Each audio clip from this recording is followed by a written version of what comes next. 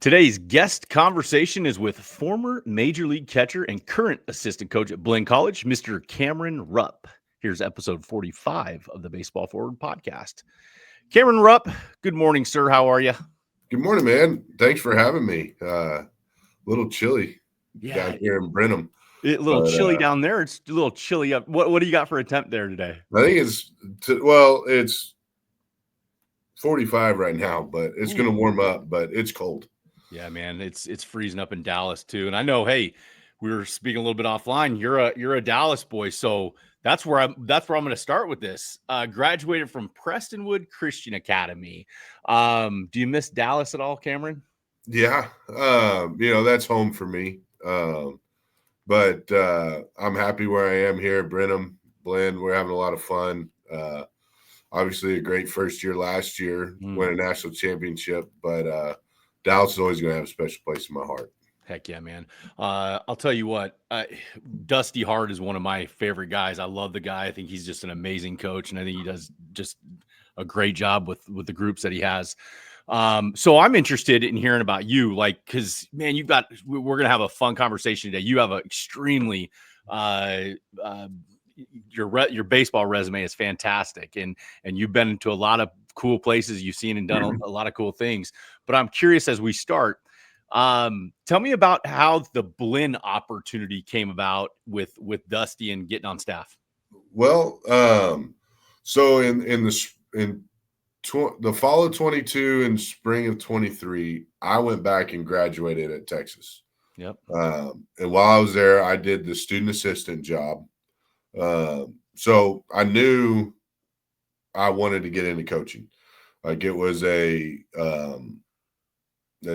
knew when I was going to be done playing that was the one thing I wanted to get into, because one, I can't sit behind a desk and do a normal 8 to 5 job corporate America, because that's just not me. I love the game of baseball. So I was looking for any opportunity after that year at Texas. And, and an opening came in at Blinn, and I saw Dusty was the head coach. And kind of a fun fact, I took 2 official visits in college or in high school. One was to the University of Texas. The other one was to Grayson Community College. Really? That's back when Dusty was up there. And when Dusty was at Grayson. And a good friend of mine, Jordan Walden, was pitching for him. And Jordan was like, hey, you need to just come out, check it out. If you're going to go junior college route, because draft and follow was still a big thing back then when I was in high school, and that ended up going away my senior year. And so that was just, kind of a wash there. But when I saw the opportunity was there, I reached out to Dusty. I haven't spoken to him since that official visit. Dang, that's crazy. 2006 or whatever it was. Yep. And I was like, hey man, I know that I see there's an opportunity there. If you're looking, I love an opportunity to chat, whatever, however the process works. And so we went through with it, and kind of told me how it was going to work and what to prepare for, because you go through a whole interview process. Sure. At junior college level. I think it's more kind of like so high school, where the Division I level, it's like they hire a head coach and he goes and grabs his staff. And so there's a little bit of a process on the school side, but went through it all and ended up being the guy for the job. And so that was it kind of came in a little later in the summer. And I was getting kind of worried, because I was like, man, I don't know, nobody's going to hire me. Couldn't get guys to answer the phone. And wow. I know experience. It's a little bit different when you have the experience in the game doesn't compare to the experience in the recruiting world in college baseball. So that's kind of the one thing I know that I lack in, just because of I guess you say is the bad part is I spent too much time playing. Yeah, right. Right. Like, it's like, which end of the spectrum do you want? And so, but no, Dusty's been great and really I was fired up to come and be a part of his staff. Man, we're talking with Cameron Rupp here on the Baseball Forward podcast today. Cameron, I'm just thinking, dude, if I'm a catcher and I hear you get hired as the coach, I'm thinking, oh yeah, that's what we're looking for. So you said the playing, that kind of makes me laugh, because I'm like, yeah, right, dude. I mean, you played 5 years in the big leagues, long professional career. So when you get to Blinn, and let's just even with at Texas, I mean, is it an easy transition for you from playing to translating and relating that information that you learned at all those levels to the guys that you're now coaching? Some guys pick up on things easier than others. But you're always looking, it's all about language, how you explain things. I always tell guys, like, hey, if you don't understand something, tell me, and I'm going to figure out a new way to explain it. Because there's always key words that guys will pick up on that some guys don't, and that it'll their brain, it'll click and be like, okay, if I've got to control my pocket or whatever, the glove movement, whatever it is, they'll pick up on it and others won't. So then I got to find another way to explain to this other kid so that he can have the same opportunity for the success. At some point it's like, okay, well, you're just not getting it. Like, I don't, yeah. We're running out of, I can't speak Chinese. So, we're running out of words here. And my vocabulary only goes so far. Did you feel like, because I know this as a former player, when you get around guys that want to go where you've been, is there a level of respect that you kind of feel goes with all the experience that you had in your playing career? Yeah, I mean, the guys that want to get there, it doesn't necessarily matter who it is that that you're talking to, but they always have a sense of respect because they're here to help me, to help my career, right? Like, I'm done. My career's over, so I'm here for you. Dusty's here for you. Lev's here for you. Chase, we're all here for you. Yep. Right. So the guys that want to get there, they're going to listen to anybody that gives them advice. Right. Now, is it the best advice? Like, it's for them to really dumb it down and understand if it's going to work for them or not. Because there's no cookie cutter way to do this in any part of the game. Right. So you have to take the advice that's given to you and be able to decipher which one's going to work and which one, like, that's not going to get me to the next place, or it's not going to get me to the next level. So is it easy for you, where your eyeballs have been? Is it easy for you to see the physical part? Like, are you able to look at a catcher and kind of say, boy, he has what it takes to really kind of move through the ranks? Yeah. I mean, I know what it's supposed to look like. The one thing that's changed a lot is the catching position since I played. It's changed, tremendously from the big, stocky, bowling chested guy to now it's like there's a shortstop behind the plate. So that's kind of the transition that's being made in the game. And so you got to kind of understand, like, how does he move? How their hands, their footwork, arm strength, like that all can be there, but you got to be able to put it all together. You can't just have one and then lack in the others. It's got to be, put together to an extent that all of it can improve, right? You can't be at the top at one and then everything else lacks and it stays behind because the ability isn't there.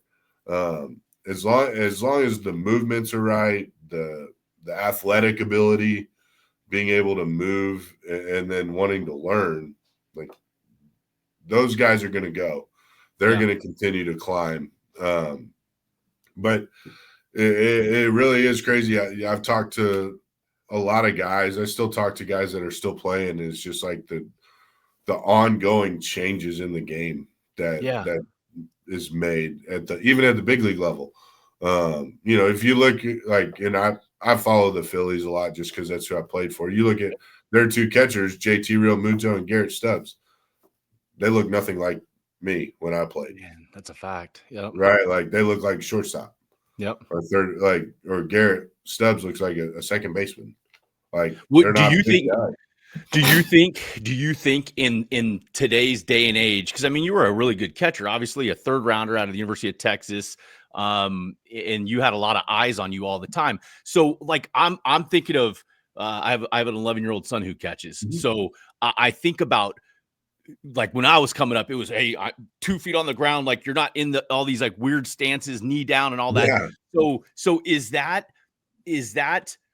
as a former catcher, how do you feel about all those changes? Does it all make sense to you? Do you think it's legitimate?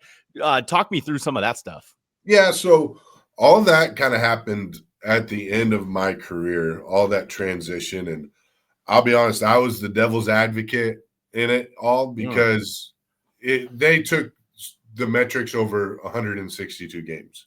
Yeah. And I can't look through 162 games. I look for today. Yeah. Right. So they like over 162 games, and it's been proven that a stolen strike is worth more than 90 feet. Well, I'm like, no way. Like, we're going to lose 1-0 because I tried to steal a strike and the ball goes to the backstop. Guy gets 90 feet and base hit. Now we don't make the playoffs by one game, right? Wow. Obviously, that all goes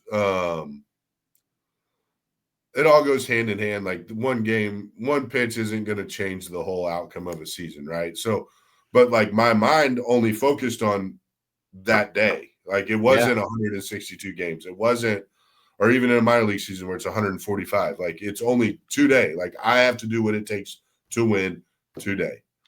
And so that was really difficult for me to like get through my head. And, and I just got done playing. So playing in the big leagues, and now I'm kind of transitioning back to AAA, and it's all development, right? It's not about winning and losing, but my brain, it doesn't work that way. So okay, I'm going to be selfish with this question. Mm-hmm. If you had an 11-year-old son and you were teaching him how to catch, what things would you be working on with him as far as the catching position is concerned? The fundamentals of it: catching, blocking, throwing, receiving, blocking, throwing, the fundamentals of it, right? And then you get, as he gets older, you get to the advanced stuff. Am I teaching him like the knee down stuff? Like, am I telling him watch what the big I don't think any of that. I don't think any of that's wrong. I think the longevity of it, like your body. I'm feeling the pain of it from being on 2 feet for 25 years of playing. Wow.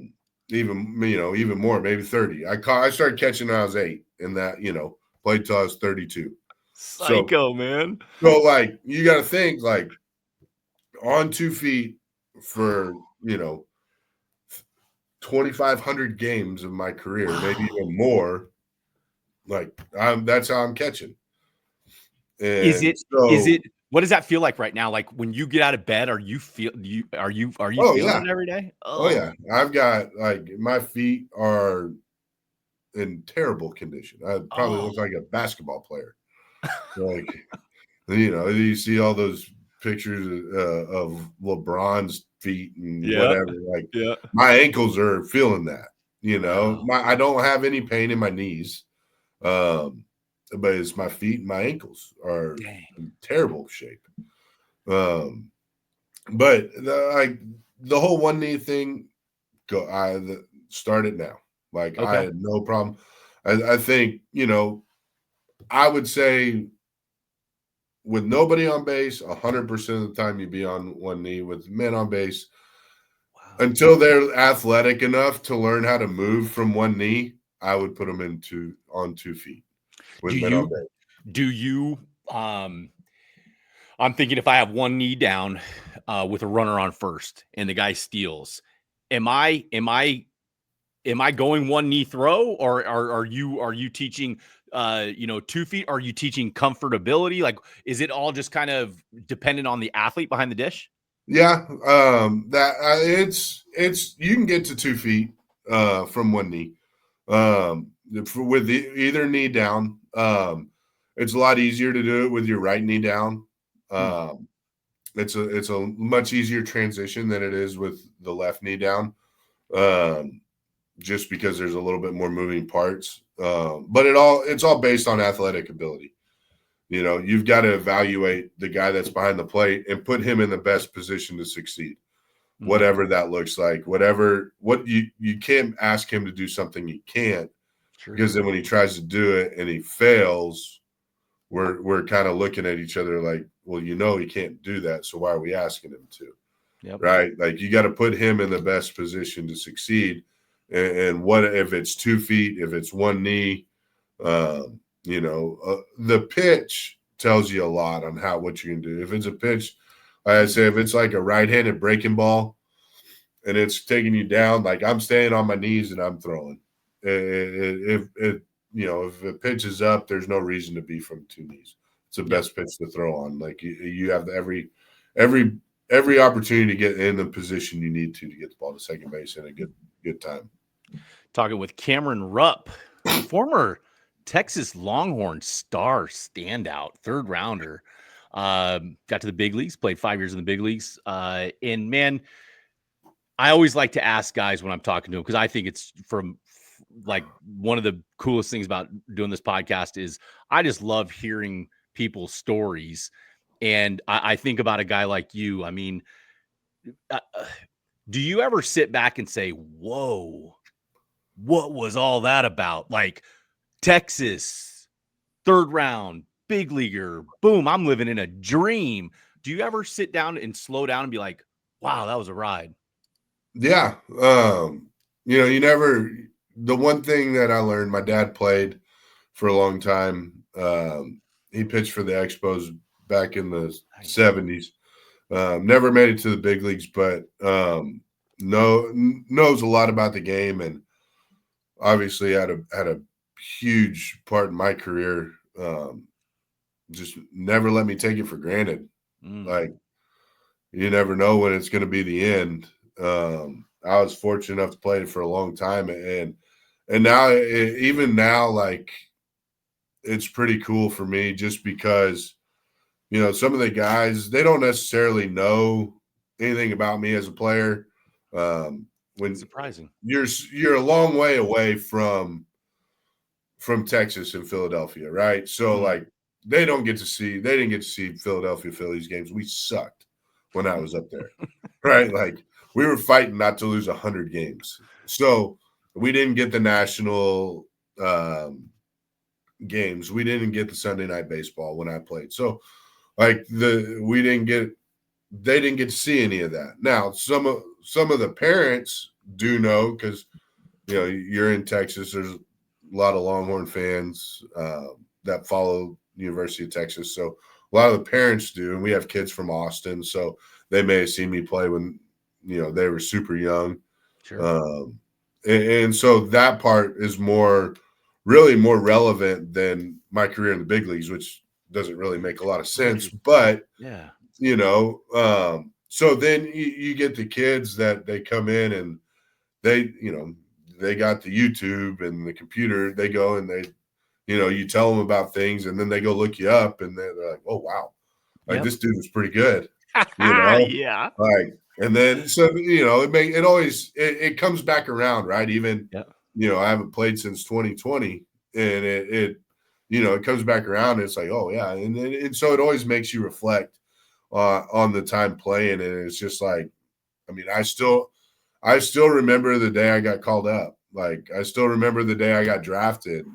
I got out of high school, and then out of college, and then getting called to big leagues. Like, it's all just like like I get goosebumps thinking about it. Just I'm thinking, hey, I'm thinking about it right now. I want to hear that story because that's what everybody wants, man. I played a little bit and I can't, like, the thought of getting called up makes me want to cry. So I'm guessing, like, tell me how that went down and give us that story. So it's actually probably, outside of my daughter being born, the best day of my life. Wow. One, because I got to tell my dad in person.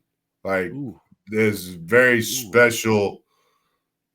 For whatever reason, it was the last day of the AAA season. They're doing September call-ups, and at this time, like, you'd call up up to 40. Yep. You know, you could add another 15 guys. So you knew they always added a third catcher. And so it was just like there was a guy that had been in the big leagues already that year that was older than me, that had been there last year. Whatever. I had gone from AA to AAA that year, had a good year, hit, I think, 260 with 14 homers. Like, had a really good showing. Didn't really know where I was in the organization because they had just traded Hunter Pence for another catcher that was in the futures game the year before. And the only reason I got to AAA is because he got hurt. And I took advantage of the opportunity. And it all kind of worked out. And so the last day of the year, my family had been, my mom and dad, and I think maybe my brother and sister had come up just to spend, a few days with me. Where was this? Where we're in Lehigh Valley. Oh yeah. Okay. Up in Pennsylvania. And so they're flying home. My dad's going to the airport. Like, I had plans to drive back to Texas after the game. So my dad's like, "Hey man, I'm going to stay. I'll ride back with you." Like, wow. Okay, cool. Like, all right. So we play the game. I only played 6 innings of the game. I was like, here's my brain, like, today, like, why am I only playing? Why'd you take me out? Yeah. So of course, like, I go and I take my spikes off, just kind of, my dad shoots me a text like, "Hey, everything?" And I'm fine. Like, I go back out to onto the field, and game's over. We're everybody's saying their goodbyes, packing your stuff up, and go to grab my catching bag, which was right by the manager's office. And I had seen a couple of guys go in. I walked by, and of course I'm nosy. Like, who's in there now? Yep. Nobody's in there. I'm coming back, and as I'm coming back, the hitting coach follows me, and I wonder if is he coming after me? Who's he going to get? And I set my catching bag, and he just grabs me. He's like, "Come on." Who is that? Who is that coach? Sal Rendy was the hitting coach. Okay. And so we go into the office, and earlier in the week, I had dislocated my thumb catching, and it was fine. I caught 2 days later, 3 days later, like, no big deal. Everything. He's like, "Hey, are you our manager's like, you good? Everything, good year, happy for you, a lot of success, everything, you healthy, all that." And I'm like, "Yeah," and at the time, believe it or not, like, I had hair. I don't anymore, but I had grown like a mullet before the mullets came back. Yes. And he was looking at me. He's like, "Man, you need a haircut." Like, I was like, "What? Grundy, what are you talking about, bro? Like, what?" He's like, "I think you need to clean yourself up." And I'm like, "Wow." It's like, in Philadelphia, you probably want to look better. Ooh. And I was like, "Congratulations, da da da." Oh. Tells me I'm going to the big leagues. Oh. And so after, like, my dad's still in the stands, right? Like, wow. so the first person I called was my little brother, Heck right? yeah. Like, he's been my biggest supporter since day one. Call my brother. Oh, He's all fired up. Then I call my mom and my sister was with her. So I got to tell both of them. And my mom's like, well, was it just elation, crying? What was that like? yeah, everybody was just like, oh my God, Oh, like just shocked. Like, oh my God, you know? And so my mom was like, well, have you told dad? I was like, no, he's just sitting in the stands. Like, I'll wow. tell him. Right. So he's sitting there like, man, like, what are you doing? Like, we're like an hour and a half after the game now, Yeah. right? Like, Yeah. you know, and so I texted him, I was like, hey, come down to the dugout, you know? And so I was gonna try to like fake it, play it off, like, but I couldn't. Like, I got up there and I was like, well, and I just put my arms out and gave him a huge hug, and I was like, I'm going to the big leagues. And we both started crying, and my gosh. like, it was just a really special moment. Like, I mean, there's been tons of stories of guys getting to the big leagues, all great. I can't think, you know, I couldn't think of a better way to be able to tell your hero, your role model, like, you know, not only am I living my dream, like, this was his dream as well. That's right. As a kid for himself, like, he wanted to play in the big league. Like, he didn't get, but like for his son to be able to do it and then be able to tell him in person, like, it's a very special moment, one I'll never ever forget. I'll tell you what, talking with Cameron Rupp on the Baseball Forward podcast, I need more of that in my life, because that's what makes baseball so special. Like I think of the work that you've probably put in, the amount of time that your parents gave, that your brother, your sister, your family, and for all the kids out there listening, I mean, don't forget that's why you play. You play because you love it. And when you go to the big leagues, what was the like when you get there, what was the biggest thing that stood out for you, that was like, whoa, this is different? Well, they put my locker in between Chase Utley and Ryan Howard. Jeez. So I get there and I've got an Holy MVP on one side. I've got one of the best second basemen to ever play the game on the other. And I'm like, hey guys, like, I'd spent 2 weeks with them in spring training, you know, earlier, you know, 6 months ago, like, got to know them a little bit. But you know, I'm the young guy wearing a offensive line number. That's in right. spring training, like, you know, not that I didn't mean any more or less to them, is like, they have a job to do to get ready for the year. So like, everybody's doing a whole lot of different things, like, but I mean, everybody was very welcoming, like Carlos Ruiz, all the guys, like, it was incredible. I'm texting a couple buddies of mine that had rehabbed with us in the past in the minor leagues, that are either done playing or elsewhere. And one of them, Brian Schneider, he's a backup catcher for a long time in Philadelphia. And then he caught every day with the Nationals and a couple other teams throughout his career. And he told me, don't look up when you go out on the field. Take some Pepto and don't look up. And I was like, and I'm sitting there, I'm like, okay, like,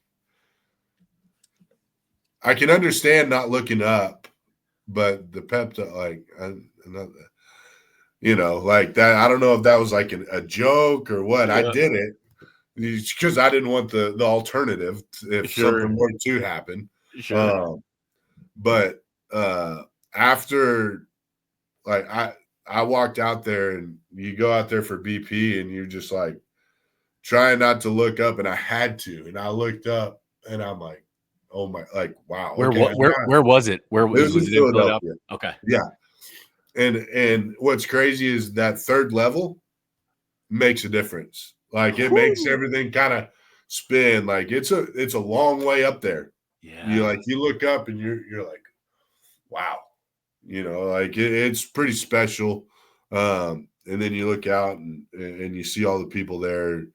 It is really cool experience just being there. Like it's there's only been 20,000 and change that's ever done it in the history of the game, and to be able to be one of them for a little bit of time is special.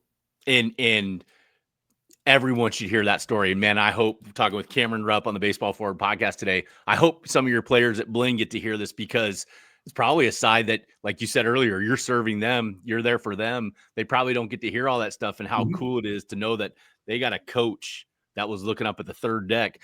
I want to kind of,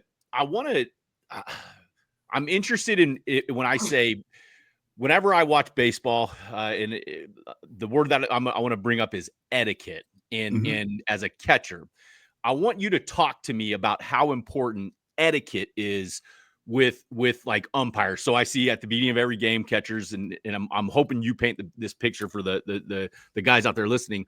But you shake hands with the umpire, you get to know these guys. Yeah. And I always see whenever a hitter comes up, they tap you on the shin guards, they say hi, whatever. Talk me through etiquette, Cameron Rupp.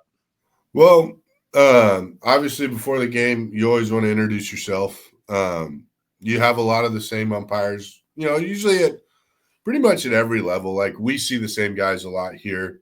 It's all regional. So you're always introducing yourself to them by name. They introduce yourself by name. I learned very early in my career, you do not call them Blue. Boom. Ever. Do not call them by their name. They have a name, use it. Just like you want to be called by your name, you don't want to be called catcher or player or whatever. No, that's, you have a name, they use it. They have a name, or you use their name. When does that start, Cameron? When does that start? So, like, if the guys out there listening, are you saying, I would say, I mean, as soon as you can.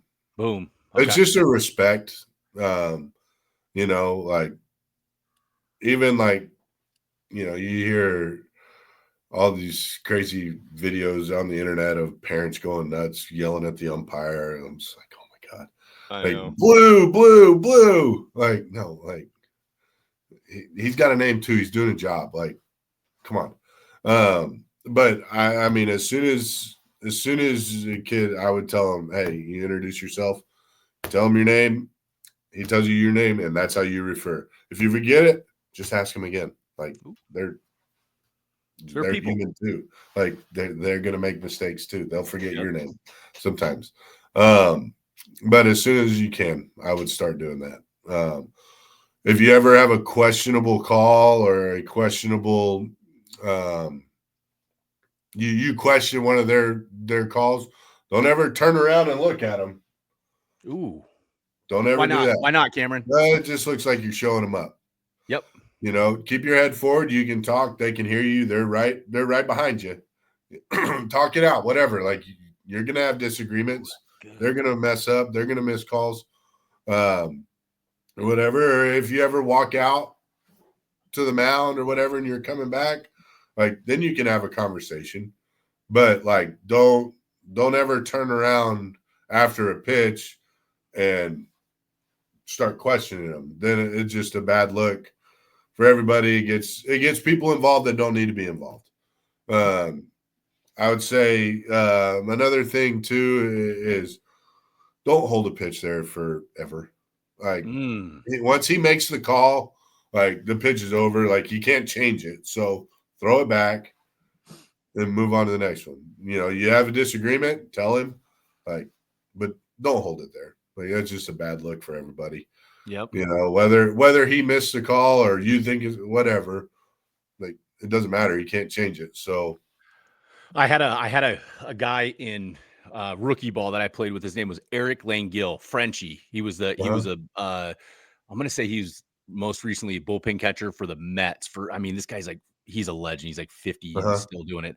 But he was catching in rookie ball, and I was, young, and he was like Crash from Bull Durham coming down and help, with some of the young guys. And I remember in the middle of a game in rookie ball, foul ball, I flipped it to the umpire, and he comes sprinting out at me. He's like, "Hawley, what the F, man?" And I'm like, "What?" And he goes, "Don't ever throw a ball at the umpire."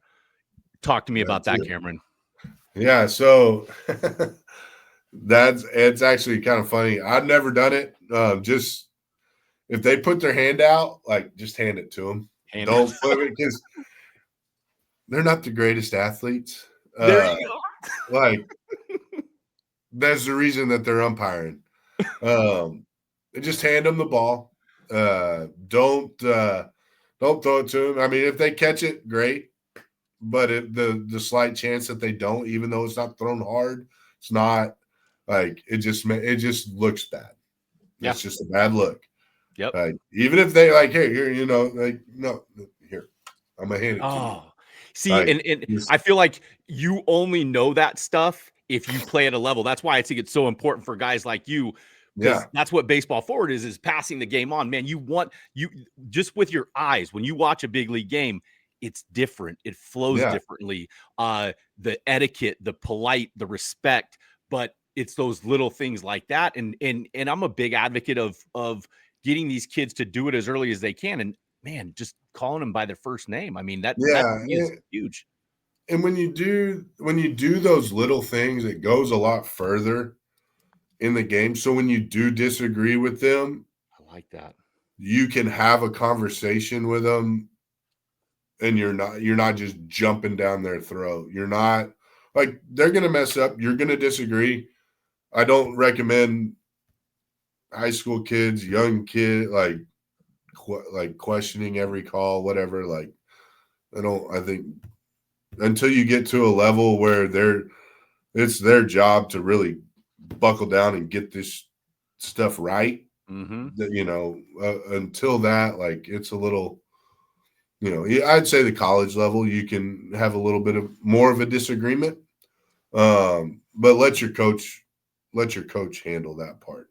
But the more you develop a relationship with the guys, the further it goes for you to disagree with them. When you disagree, your disagreement will weigh more when the respect for each other is there than it would be like if you're questioning every pitch, you're whatever, like, no, this is wrong, like don't do that. Like, gain the respect of the umpires before you can really disagree fully with their call. Like, you can, man, I might have missed that one. I don't know. Good pitch, but I think we got to have that. Or, it's like, or whoever, like, Eric, come on, let's go. We got to have that. Like, you get to that, like, that point, that's when you got to really have their respect to have a little bit more behind it than if it's every pitch you're sticking it and they've already made the call, but you're still holding it there. Like, come on, man. Like, sounds exhausting. That stuff, it gets exhausting. Like, it's like, how long are we going to do this? And then, you know what? Then all of a sudden you're going to see that strike zone go from, a Coke can to a keyhole. Yep, like, a Coke can. I love it. I love it. So let me we're talking with Cameron Rupp on the Baseball Forward podcast today. So, man, what it takes to get to the big leagues, I have no idea, but I want you to tell the audience, like, Cameron Rupp, what does it take to get to the big leagues in terms of, I'm just going to say that. What did it take you to get to the big leagues? You got to love it. You got to love it. It's hard. I mean, there's no way to do it, right? Like, it's like, what does it take? Well, I mean, I hit every day for hours upon hours. Like, growing up, high school practice, hit, whatever, play, whatever. Guess what I did after? I didn't go home. I went to DBAT to hit. Like, like I have a best friend that does a lot of young coaching in the youth sports, and he'll use me as an example. We went to high school together, and he played a little bit of college ball, and he's like, what did he do? Like, he's like, well, I was a pretty good ball player, but Cameron, like, there was no quit. Like like game ended, like, let's go hit. Wasn't the extracurricular hangout. Like, me and my buddies wanted to hang out, we went to the batting cage and hit. Like, Wow. and that was just the beginning of it, right? Like, I can tell a story. My mom, I didn't even know about this. My mom told me I have a learning disability. I was diagnosed with when I was really young, and ADD and whatever all that mess is. Doesn't really matter. I have but it too. Like, I'm in there taking these tests, and at one point I just like freaked out and ripped it all up. And I'm like, I'm done with this. I don't know why I got to do this. I'm going to be a Major League Baseball player. I was 8 years old, 7 years old. Like, I didn't care. Like, that's why I don't need all this. But obviously, that's very far from the truth. You need all of it to get to, where you want to go. But like that, 7, 8 years old, that's my mindset. Wow. Like, yeah, and so you're hitting every day. You're working with people. My parents gave me every opportunity to succeed. I know that not everybody gets that same opportunity. But the end of the private lessons, the things like, not only were those like, did I have those, but like outside of that, I went and worked. Like, it wasn't just the 1 hour lesson. Like, it was the 1 hour lesson, and then I'm going to stay for another hour and hit off the machine or whatever it was. Like, it was never ending, man. And I did that, and then you go to college, obviously, and it just continues, man. Like, it never ends. You got to want to do it. You got to love it. You got to want to get to the next step. You can't get complacent with where you're at. You can't be content being a junior college player or a Division I player or a starter on varsity as a sophomore. Like, you can't be content with where you're at. Like, there's always got to be something more, because when you get into pro ball, there's always somebody behind you that's trying to get where you are. Always. And if you're just going to sit there and be like, oh, I'm good enough, like, see ya, you're out of there. Like, your talent will only get you so far. So a lot of guys that I played against that were more talented than me, but just didn't work. Wow. So I'm I want to even say this, talking with Cameron Rupp on the Baseball Forward podcast. So you're in the big leagues, and it's still work. It's a ton of work. It's probably more work. So talk to me about that.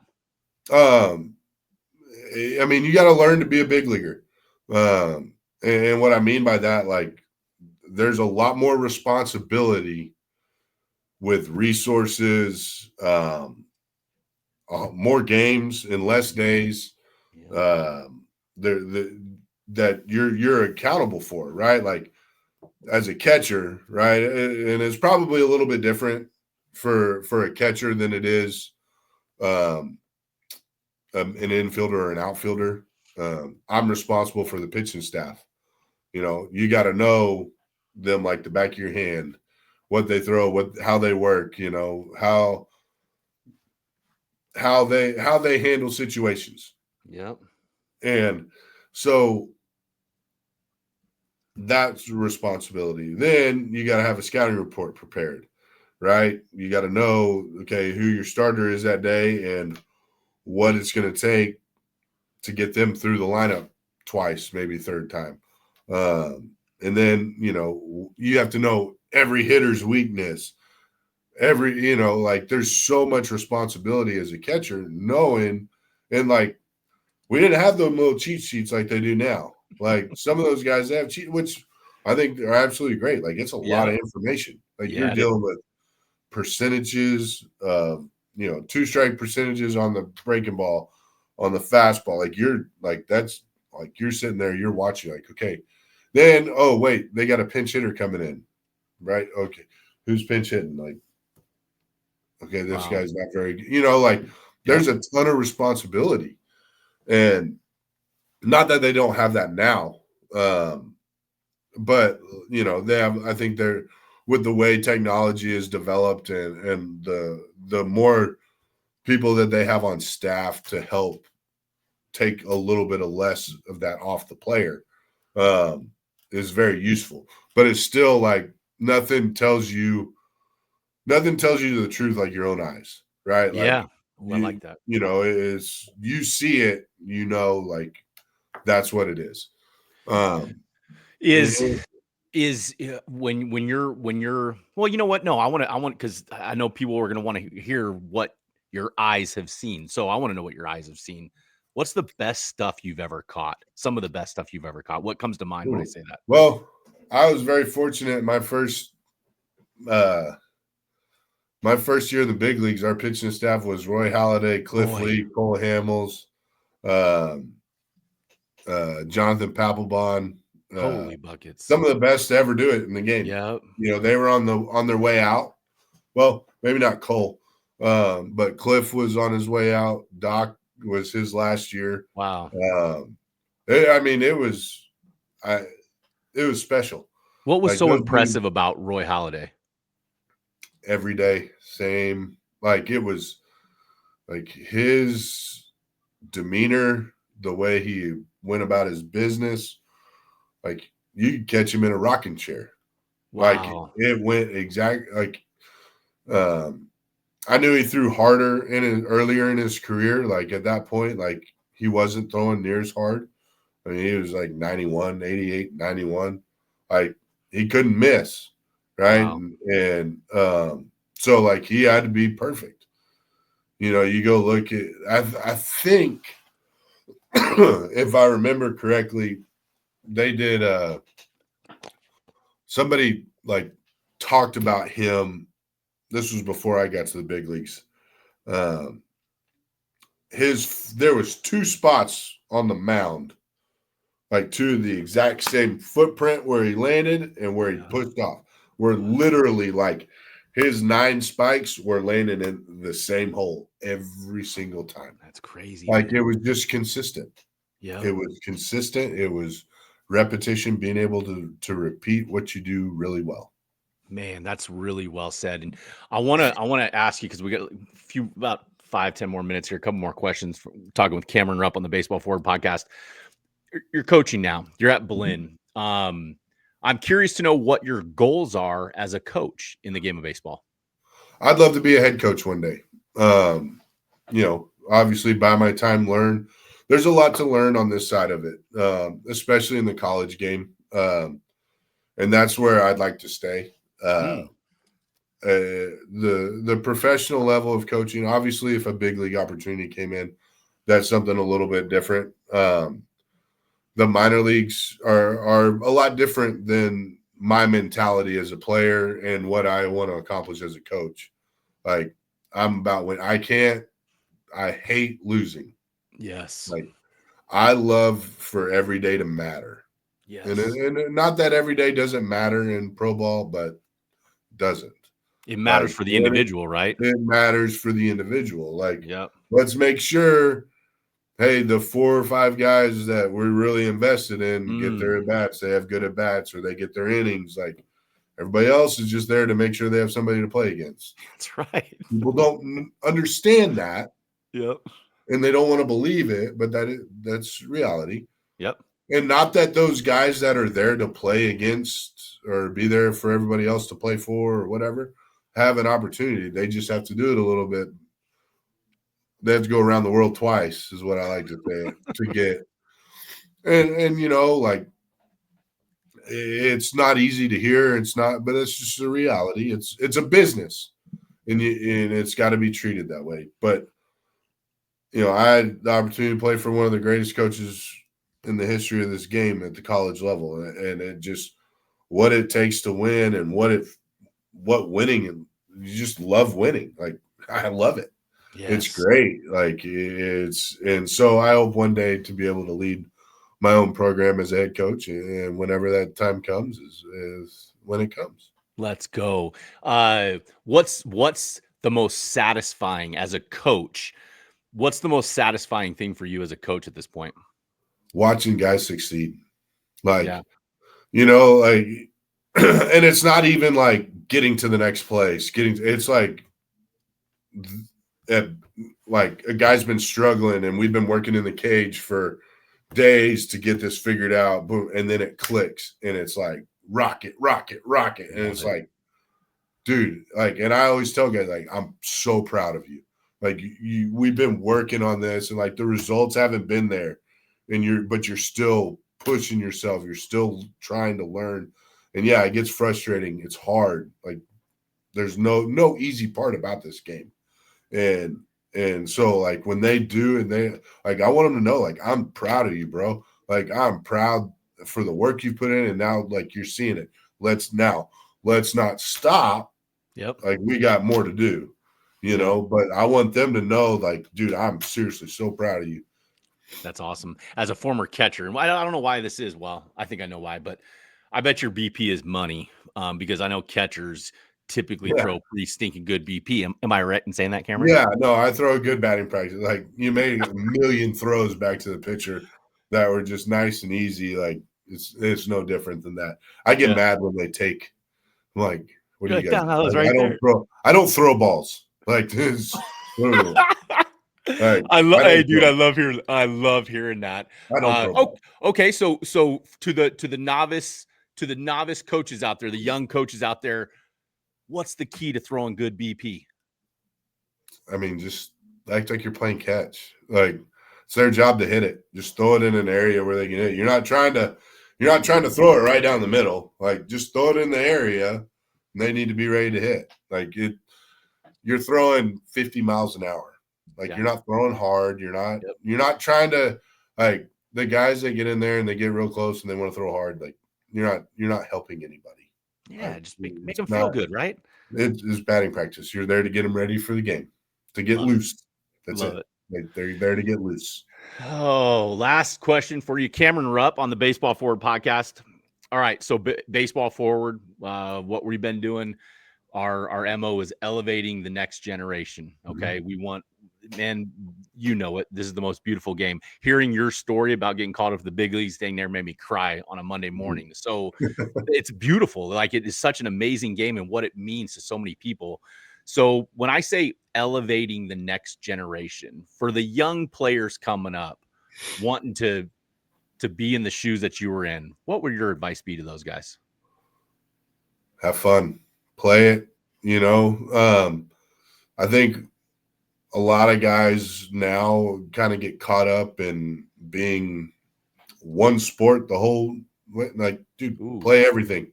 Yes. Play football, play basketball, play baseball, run track if you want. You're into that kind of thing. Play it all. Be athletic. Just because it's not baseball season doesn't mean you can't go do other things. Football, go play football. Go, because it teaches your body how to move in ways that if you just stick to baseball, you can only move in a baseball way. Yep. Right.